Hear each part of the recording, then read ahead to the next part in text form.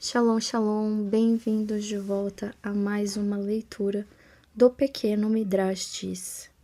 Hoje com a porção Hae Sará. Vamos iniciar a leitura. A morte de Sara. Depois da Akedah, Avraham voltou para sua tenda em Beersheba, mas a sua esposa Sará não estava lá. Aonde está Sara? Ele perguntou aos seus servos. Eles lhes disseram, Sara viajou para Hebron. Avraham foi atrás dela.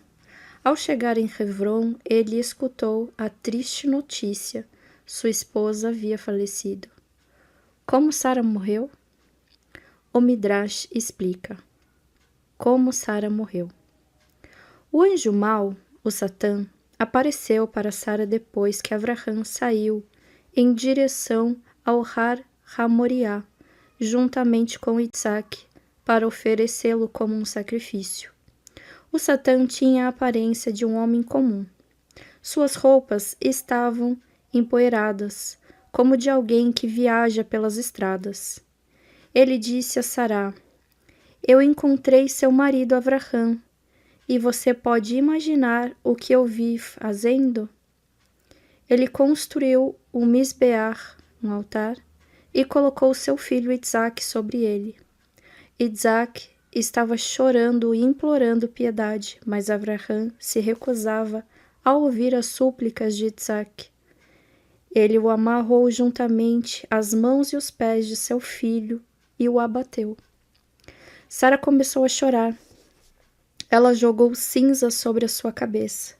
Meu filho Isaac. Ela gritou. Eu gostaria de ter morrido em seu lugar. Mas o meu consolo é saber que você cumpriu a vontade de Hashem. Hashem é justo em tudo o que faz. Embora meus olhos derramem lágrimas, o meu coração está feliz por Avraham ter obedecido à ordem de Hashem. Sara desmaiou em sua comoção, mas depois de um tempo se sentiu melhor. Ela disse às suas servas, estou viajando em direção a Hebron para descobrir mais sobre o que aconteceu a Isaac. Sara perguntava a todos pelo caminho, você viu Avraham e Isaac?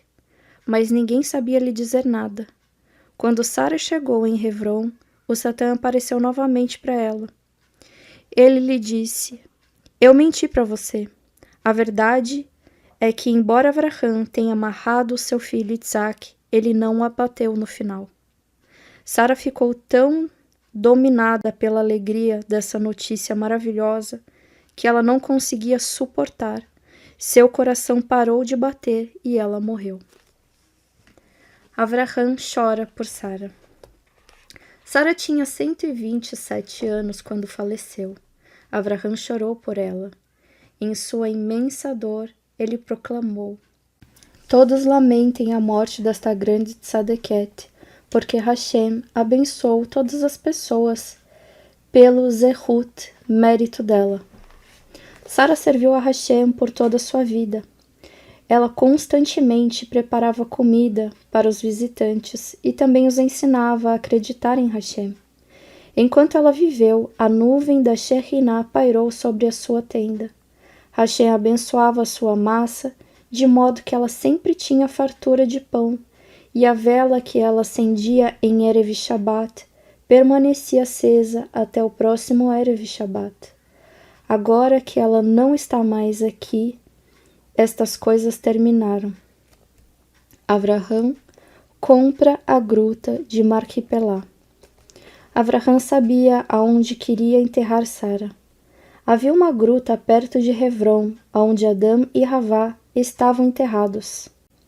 Aquele era um lugar santo, chamado de a Gruta de Marquipelá. Avraham foi comprar a gruta diretamente de seu dono, que se chamava Efron. Entretanto, Avraham quis primeiramente pedir permissão a Tibro de Efron, Binei Het. Por favor, deixe-me comprar um pedaço da propriedade para o sepultamento, ele pediu. Binei Het responderam, você é um homem famoso, um príncipe de Deus. Por isso, nós lhe daremos qualquer terra que quiser para enterrar o seu morto. Avraham se curvou para agradecer a Hashem. Ele pediu a Bene-Het, por favor, peçam ao dono da gruta de Marquipelá que me venda a gruta. Quando Efron escutou que Avraham desejava comprar a sua gruta, ele próprio veio falar com Avraham. Meu mestre, ele disse a Avraham, eu não quero dinheiro nenhum pelo campo e nem pela gruta que fica nele.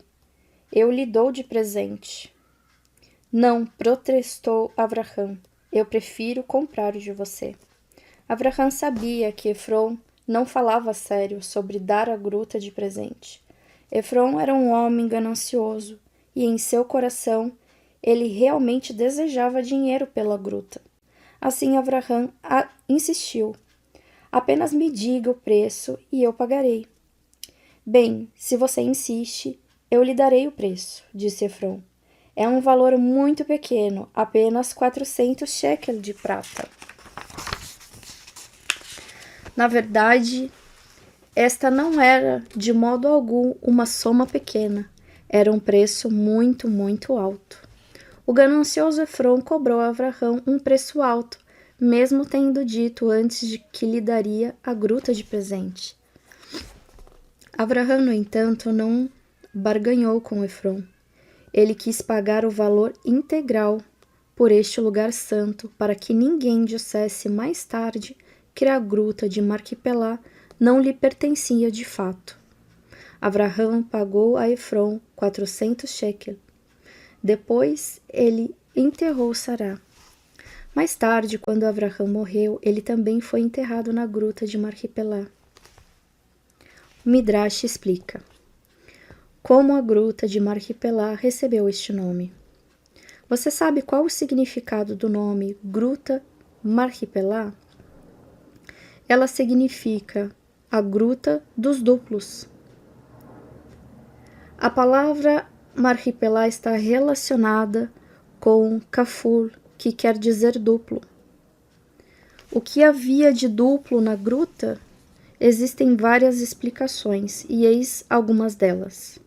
A primeira, havia um segundo andar no topo da gruta, de modo que ela era de fato uma gruta dupla. No entanto, somente o andar de baixo servia como sepultura. Razão 2. Não apenas Sara foi enterrada na gruta, mas também o seu esposo Avraham, quando mais tarde ele faleceu. Isaac e sua esposa Rivka também foram enterrados na gruta, assim como Yaakov e uma das suas esposas, Leia.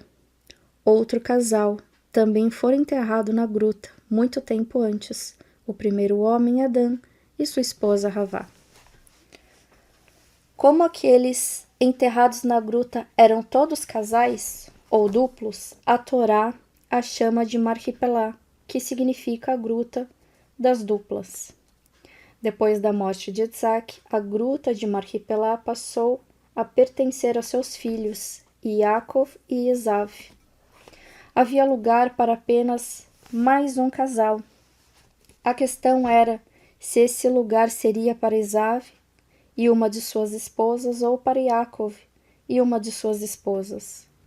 Yaakov perguntou a Esav, você prefere um lote inteiro do dinheiro do nosso pai ou um lugar na gruta de Marquipelá? Esav pensou, por que eu perderia tanto dinheiro para ganhar uma sepultura? Pegarei o dinheiro por enquanto, mais tarde encontrarei uma sepultura que seja de graça. Esav concordou em pegar o dinheiro das mãos de Yaakov, e com isso ele perdeu o seu direito à gruta de Marquipelá para sempre. Mas nós veremos mais tarde, na Parashá Vayechi, que Esav quis, de toda forma, ser enterrado na gruta de Marquipelá. Razão 3. Quando Hashem quis enterrar Adão, o corpo de Adão não cabia dentro da gruta. Adão media 100 amot de altura, cerca de 50 metros. Hashem teve que dobrar o corpo de Adão para que ele coubesse na gruta. Ela foi chamada de Marhipelá, dupla, porque Hashem dobrou em 2 o corpo de Adão. Embora a gruta fosse pequena, Hashem queria que Adão fosse enterrado ali, porque era um local sagrado. Nós conhecemos ainda hoje a localização da gruta de Marhipelá. Ela fica na cidade de Hebron, em Eretz Israel. Os judeus rezam ali para Hashem, e ele ouve suas tefilot, pelo zehut, mérito, de nossos grandes patriarcas e matriarcas que estão enterrados naquele lugar. Avraham pede a Eliezer para encontrar uma esposa para Isaac. Em sua velhice, Avraham tinha tudo o que ele poderia desejar, com exceção de uma coisa: seu filho Isaac não estava casado. Avraham chamou o seu leal servo Eliezer e lhe disse: meu filho Isaac precisa de uma esposa. Eu confio a você a tarefa de encontrar uma para ele. No entanto, não pegue uma das moças cananitas, porque todos os cananitas foram amaldiçoados por Noar, como mencionado em Parashá Noar. Assim viaje até a minha família em Harã e encontre ali uma esposa boa e digna para Isaac. Embora os membros da minha família sirvam a ídolos, eu sei que eles são benevolentes e honestos. Uma moça de minha família terá, portanto, boas midot. Ela pode aprender a servir Hashem, e ela terá bons filhos. Eliezer viajou então para Harã. Avraham lhe deu uma carta que dizia que tudo o que ele possuía pertencia a seu filho Isaac. Se Eliezer mostrasse a carta aos pais, eles certamente deixariam que ela se casasse com Isaac. Eliezer chegou a Harã antes do fim do dia, e isso foi um milagre. Normalmente, a viagem até Harã durava vários dias. Hashem fez com que ele chegasse logo, a fim de ajudar Isaac a se casar sem demora. Eliezer testa Rivka no poço. Ao entardecer, Eliezer chegou ao poço, fora da cidade de Harã. As pessoas de Harã mandavam diariamente suas filhas para lá para buscar água, e assim Eliezer sabia que encontraria as moças de Harã ali. Eliezer rezou para Hashem: por favor, Hashem, faça com que eu encontre a moça certa para Isaac. Isaac precisava de uma esposa hospitaleira, que recebera os diversos visitantes que sempre vêm à nossa casa com um rosto amigável, que será rápida em servi-los e que terá paciência com eles. Isaac também precisa de uma esposa justa e compreensiva. Deixe-me testar uma das moças que estão vindo buscar água.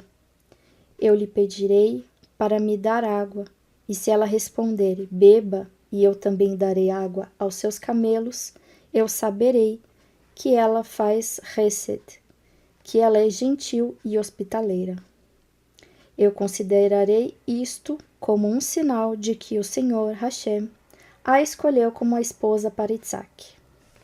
Mas se ela disser, por que eu deveria pegar água para você? Você pode pegar do poço sozinho? Ou peça a uma das outras moças, então ela não é a esposa bondosa e gentil que procuro. Hashem aceitou a tefilá de Isaac e ele fez Rivka se aproximar do poço. Eliezer observava todas as moças enquanto elas pegavam água, e então ele notou uma que não precisou baixar o seu balde dentro do poço. Um milagre aconteceu e a água subiu em direção a ela. Eliezer pensou: essa moça deve ser uma tzedaket, se Hashem fez um milagre para ela. Ele correu até ela e pediu: por favor, dê-me alguns goles de água do seu jarro. Uma história. Por que um tzadik come e por que um rachá come? Como Eliezer era um tzadik, ele disse a Rivka: deixe-me beber apenas uns goles de água. Ele falou diferente de Esav. que ordenou ao seu irmão Yaakov: derrame todo o prato de uma vez na minha boca. Um judeu come para ter força para viver e servir a Hashem. Um não-judeu vive para encher o seu estômago o máximo que puder. Um dos sábios, Rabi Dostai, relatou a seguinte história. Um não-judeu fez uma festa para todas as pessoas da cidade. Ele me convidou também. Vocês tinham que ver que festa extravagante. Não havia nenhuma comida deliciosa ou guloseimas que ele não tivesse comprado. As bandejas estavam repletas de todas as delícias que alguém possa imaginar. Havia somente um certo tipo de noz que o anfitrião não tinha conseguido comprar. Ele estava tão aborrecido com isso que ele se levantou e quebrou uma linda mesa de prata, destruindo todas as bandejas sobre ela. Por que você está tão nervoso? Só porque falta um tipo de comida?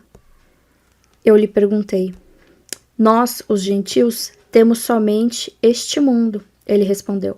Portanto, temos que tentar obter todos os prazeres que pudermos. Se não desfrutarmos agora, nós não teremos nada. Vocês, judeus, também têm o Olam Rabá e o mundo vindouro. Rabi Dostai, que contou essa história, concluiu. Eu aprendi disto que um rachá deseja somente encher a sua barriga, enquanto um tzadik se satisfaz com qualquer comida que ele tenha. Rivka passa no teste. Rivka respondeu a Eliezer com respeito: beba, meu senhor. Quando Eliezer acabou de beber, ela acrescentou: agora eu darei também aos seus camelos toda a água de que eles precisarem. Eliezer viu que esta era uma moça excepcionalmente benevolente e hospitaleira. Ela se ofereceu para dar água a 10 camelos, um trabalho difícil, e ela correu para o poço e encheu seu jarro várias vezes para ajudar um homem que ela nunca havia visto antes. No entanto, Eliezer ficou esperando, porque ele queria descobrir mais uma coisa. Se a moça lhe pediria algum dinheiro pelo seu pesado serviço. Mas não, Rivka não tinha tais intenções. Quando ela terminou de dar água aos camelos, ela se preparou para ir embora. Rapidamente, Eliezer lhe entregou caros presentes. Ele estava convencido de que Hashem lhe enviara a moça certa. Observação. Nós, os judeus, temos uma mitzvah de fazer hesed, bondade, uns para com os outros sem pedir pagamento. Um acontecimento verídico ocorrido no verão das montanhas de Catskill, uma mulher havia acabado de empacotar algumas caixas pesadas contendo roupas suas e de seus filhos. Ela tinha que levá-las para outro bangalô, para o mensageiro pegá-las, mas as caixas eram pesadas demais para ela. E ela foi até um grupo de meninos que brincavam de bola e pediu ajuda a eles. Mas eles estavam ocupados demais com o jogo. No entanto, assim que elas lhe ofereceu dinheiro, eles carregaram as caixas. Ganhar dinheiro é muito bom, mas isso não se compra a grandeza da mitzvah de fazer hesed, bondade, para um irmão judeu sem receber pagamento. Eliezer deu à futura noiva de Isaac uma argola de ouro para o nariz, pesando meio shekel, e 2 braceletes de ouro, cada um pesando 10 shekel. Estes presentes eram uma profecia para o futuro. Eles mostravam que Rivka se tornaria mãe do povo judeu. Argola para o nariz, pesando meio shekel, indicava que cada judeu doaria meio shekel ao Beit Hamikdash por ano. Os 2 braceletes indicavam que os judeus receberiam 2 luhot e o peso de 10 shekel. Aludia ao fato de que 10 mandamentos estavam escritos neste luhot. Eliezer perguntou a Rivka: Você é filha de quem? E há lugar para mim em sua casa? Rivka respondeu: Eu sou a filha de Betuel. Betuel era sobrinho de Abraham. Nós temos lugar em casa para você dormir e também comida para os seus camelos. Eliezer agradeceu a Hashem. Obrigado, Hashem, por me guiar para a moça certa da família de Abraham. Fim da leitura da porção deste ciclo de Torá do ano de 5.786. Que o Eterno abençoe a todos. Shalom, shalom.